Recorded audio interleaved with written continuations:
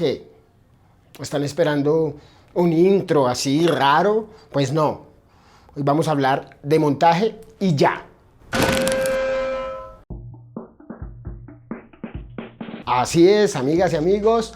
Hoy por fin llegamos a la tercera fase de una producción audiovisual.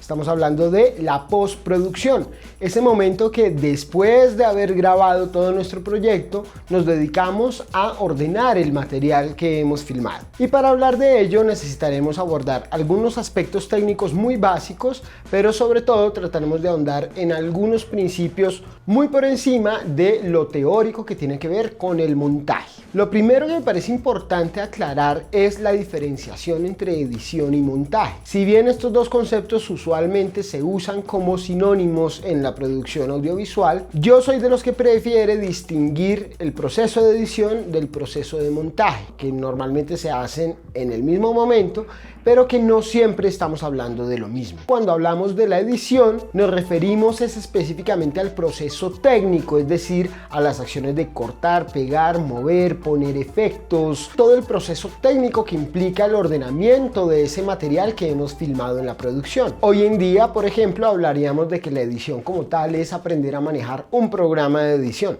Mientras que cuando hablamos del montaje, hablamos de la fundamentación teórica, estética, de las razones por las cuales tomamos cada una de las decisiones que tomamos en el momento en el que estamos editando. Esto, que parece en principio no tener mucha importancia, es fundamental comprenderlo porque no siempre que estamos haciendo edición estamos haciendo montaje. Y es que a veces en la edición simplemente nos limitamos a acomodar el material de la manera en que nos parece más efectivo, pero no necesariamente estamos pensando en los efectos que eso puede causar en nuestro espectador.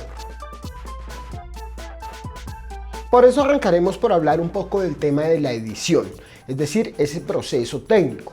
Antiguamente la edición se hacía en lo que llamaban las moviolas, cuando se filmaba en la cinta de celuloide. Esta edición era bastante complicada incluso cuando llegó la cinta magnética o de video, porque debíamos buscar el material que se filma desordenado en los distintos soportes que los hubiéramos filmado y debíamos irlos trasladando a otro soporte donde iba a quedar la edición final. Un proceso que era bastante físico y que por lo tanto nos exigía editar en el orden en el que iba a quedar la película. Por esta razón, a esta forma de edición lo llamamos la edición lineal, porque nos exige editar la película de forma lineal según el desarrollo de las acciones como queremos que quede al final. Sin embargo, con la aparición de los programas de edición no lineal, esto va a cambiar un montón. Sobre los años 80, la aparición del video va a permitir el desarrollo de algunos software que revolucionan de forma radical el proceso de edición. Esto debido sobre todo a un factor en específico que traen, y es la línea de tiempo. La línea de tiempo es una representación gráfica del tiempo en la cual podemos ordenar el material moviéndonos en el pasado, presente, futuro, según lo necesitemos, lo cual nos permite editar una película o un audiovisual no necesariamente en el orden que va a quedar al final. Y es por esta razón que se le llama edición no lineal. Esto nos va a permitir entender de forma rápida cualquier programa de edición no lineal. Si bien hay pequeñas diferencias en las distintas interfaces, todos los programas de edición no lineal funcionan de la misma manera. Simplemente debemos ubicar sus partes fundamentales. Debemos comprender dónde se importa el material con el que vamos a trabajar, dónde está ubicada la línea de tiempo, dónde están ubicadas las herramientas que nos permitirán trabajar en esa línea de tiempo, dónde está la pantalla de previsualización que nos permite ver lo que vamos haciendo en la línea de tiempo, y debemos ubicar dónde está la biblioteca de efectos, dónde están todas las opciones de efectos, ya sea de transiciones de video, transiciones de audio, efectos de video o efectos de audio que podemos aplicar a nuestro material. Teniendo esto claro, ahora sí podemos adentrarnos en el tema del montaje. En el nacimiento del cine y sus primeros años, las primeras películas que se hacían realmente eran tomas únicas, normalmente hechas en plano general, en las cuales se desarrollaba una pequeña escena frente a la cámara. Y esto mismo era lo que se proyectaba después a los espectadores. Sin embargo, poco a poco, al transcurrir los años, distintos autores fueron aportando distintos elementos al lenguaje audiovisual. Sin embargo, los actores claves en el desarrollo de las teorías del montaje en los años 20 fueron los rusos, quienes establecieron las primeras escuelas de cine del mundo y empezaron a darle un contenido teórico mucho más fuerte. Teniendo en cuenta que en el momento en el que ellos desarrollan distintas de estas teorías de montaje están en plena revolución rusa, la ideología que sustenta esta revolución va a influir muchísimo en la manera en que ellos conciben también las teorías de montaje. Y allí la dialéctica va a tener un papel muy importante. La dialéctica marxista proponía precisamente el choque de distintas clases sociales que permitía avanzar a la historia. Y esa idea del choque de dos elementos antagónicos que producen algo nuevo se va a ver reflejada en estas primeras teorías. Es así que por un lado tenemos autores tan importantes como Lev Kuleshov, quien diseñó algunos experimentos muy interesantes de los cuales formula lo que hoy en día conocemos como el efecto Kuleshov, que para muchos es la base absoluta y el principio fundamental del montaje. Y lo que sostiene este efecto es que al poner en yuxtaposición dos imágenes diferentes, surge un nuevo significado que no está ni en una ni en la otra, sino en la interpretación que de este choque da el espectador. Si primero vemos un plano de Fu y luego de un trago, pensaremos que Fu es un borracho. Pero si luego vemos el mismo plano de Fu y luego vemos a alguien muy atractivo, pensaremos que Fu tiene muy buen gusto. No ha cambiado el plano de Fu, pero cambia cómo lo entendemos según el plano que lo acompaña. Sergei Eisenstein va a proponer toda una teoría de montaje de atracciones. Para él hay distintos niveles de montaje que nos permiten distintas posibilidades al momento de crear una narración audiovisual. En primer lugar, propone el montaje métrico, que depende de las longitudes, es decir, las duraciones de cada plano que se usa en el montaje, si son más largas o más cortas. En segundo lugar, tenemos el montaje rítmico, en el que lo que se tiene en cuenta es el ritmo interno que hay en cada plano. Es decir, si hay mucho o poco movimiento dentro del cuadro y qué tipo de movimiento es. En tercer lugar aparece el montaje tonal, que depende de la emoción del fragmento que se está montando y del choque o contraste de emociones entre los fragmentos. En cuarto lugar está el montaje armónico, que sería un nivel mayor de los anteriores y sería una combinación de todos los métodos mencionados anteriormente. Y el último sería el montaje intelectual, en el que se recurre más a las ideas que pueden surgir del choque de los planos y que van más allá de lo literal que se está viendo en las imágenes que estamos montando, llegando a un plano más simbólico. Para Cira Bertov, por otro lado, el cine debe liberarse de todos los componentes que no sean propios del arte cinematográfico, por lo cual no le gusta el tema de la ficción.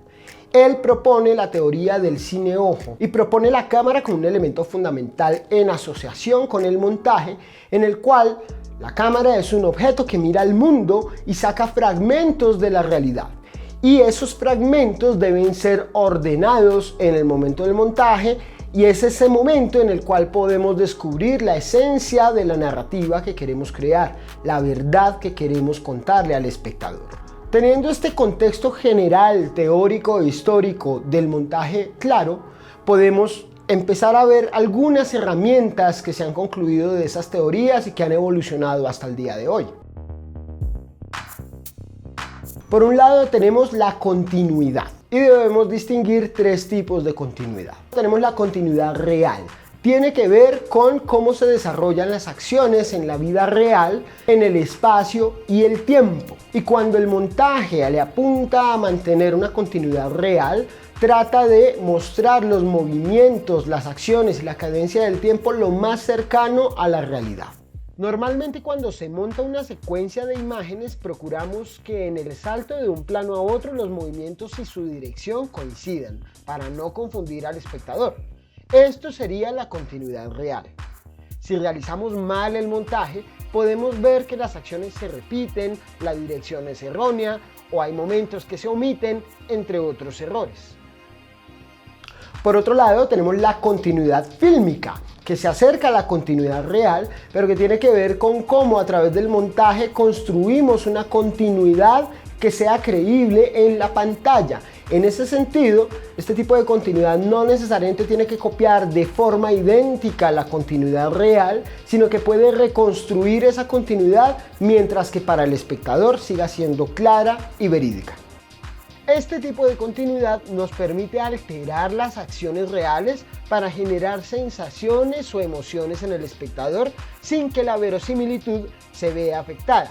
Estas formas de comprender la continuidad son las más usadas en el cine de ficción y todos los productos de ficción, porque en este tipo de productos tratamos de mostrar cómo las acciones se van desarrollando frente al espectador desde distintos puntos de vista que pone la cámara.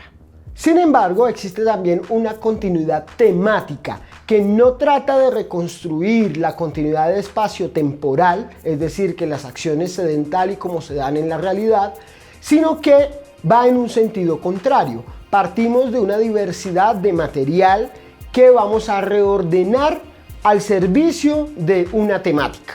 Es decir, la relación de los distintos fragmentos que tenemos grabados deben ser ordenados no por la continuidad espacio-temporal que tiene, sino por la relación que se establece con un tema como hilo conductor. Y este tipo de montaje es el más usado, por ejemplo, en ciertos tipos de documental, como el documental de ensayo o como el documental expositivo. Y en general todos esos discursos que pretenden hacer más bien un collage de imágenes que mostrar una historia que se desarrolla de forma natural al espectador. Un segundo elemento que tenemos que tener muy presente al momento de hacer el montaje es el ritmo. El ritmo es esencial para mantener la atención del espectador y debemos saber jugar muy bien con él. Tener un buen ritmo en audiovisual no quiere decir que esté acelerado todo el tiempo, sino que tiene que ver con que cada momento corresponda el ritmo al contenido o a las emociones o a las ideas que le quiero transmitir a mi espectador. Y este ritmo debe variar porque esa variación le permite también al espectador descansar de una forma constante de entregar información o contar una historia que se puede volver muy monótona y cansona. Distinguimos dos tipos fundamentales de ritmo en el montaje audiovisual. Por un lado tenemos el ritmo interno a los planos, que tiene que ver con el movimiento que se da en los planos.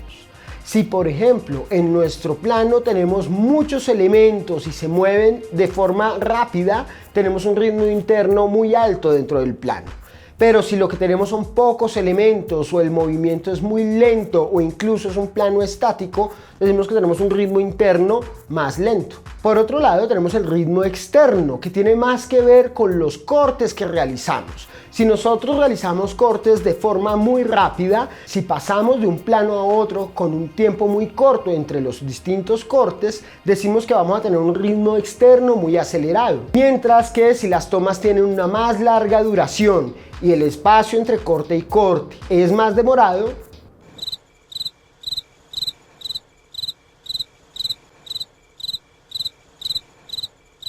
decimos que tenemos un ritmo externo más lento. Y la combinación entre ritmo interno y ritmo externo en sus distintas posibilidades nos permite generar distintas sensaciones en nuestro espectador. Un último elemento que es muy importante es el tema de las transiciones. Lo primero es que no debemos confundir las transiciones con los efectos de transiciones. Los efectos de transiciones son unos efectos particulares que nos permiten los programas de edición y precisamente son una forma de editar. Pero cuando hablamos de las transiciones en términos de montaje, estamos pensando en la forma más adecuada de pasar de un tema a otro, de un plano a otro, cuando ese paso requiere una atención específica y queremos que se dé de una forma especial ante nuestro espectador. En ese sentido, los efectos de transiciones, tal como una disolvencia, son apenas una opción de muchas que tenemos. Podemos hacer, por ejemplo, una transición de tipo temático o una transición a partir de la forma, de la figura, del movimiento que tienen los elementos en el cuadro. Podemos hacer transiciones a partir del sonido, anticipando el sonido a la siguiente toma que vamos a tener, o a partir del adelanto de la imagen. Y lo que debemos hacer es experimentar en cada caso cuál es la mejor forma de hacer una transición. Eso sí, es fundamental saber bien cuándo debemos hacer una transición. No todo el tiempo podemos estar poniendo transiciones porque también puede volver el relato audiovisual muy denso para el espectador y puede terminar perdiendo todo sentido. En ese sentido es recomendable usar las transiciones cuando iniciamos una narración, cuando la terminamos, cuando pasamos de un capítulo a otro, cuando pasamos de una secuencia a otra, entre otros casos similares. Para concluir, hay que decir que el montaje es una de las grandes herramientas de la producción audiovisual. Es muy importante para el montajista tener un sentido musical, rítmico, muy fuerte porque esto se va a poder aplicar muchísimo en el proceso de montaje. Es importante que el momento en que estamos haciendo el montaje de nuestro audiovisual revisemos varias veces y hagamos distintas pruebas para ver qué puede funcionar mejor. Y algo que siempre recomiendo es que cuando tenemos ciertos adelantos de nuestro montaje lo miremos con otras personas, porque una mirada externa a veces nos permite ver cosas que nosotros en medio del trabajo dejamos de ver, e incluso sin que las personas nos digan, el hecho de nosotros mirar nuestro montaje junto a otra persona nos hace sentir lo que la otra persona probablemente está sintiendo.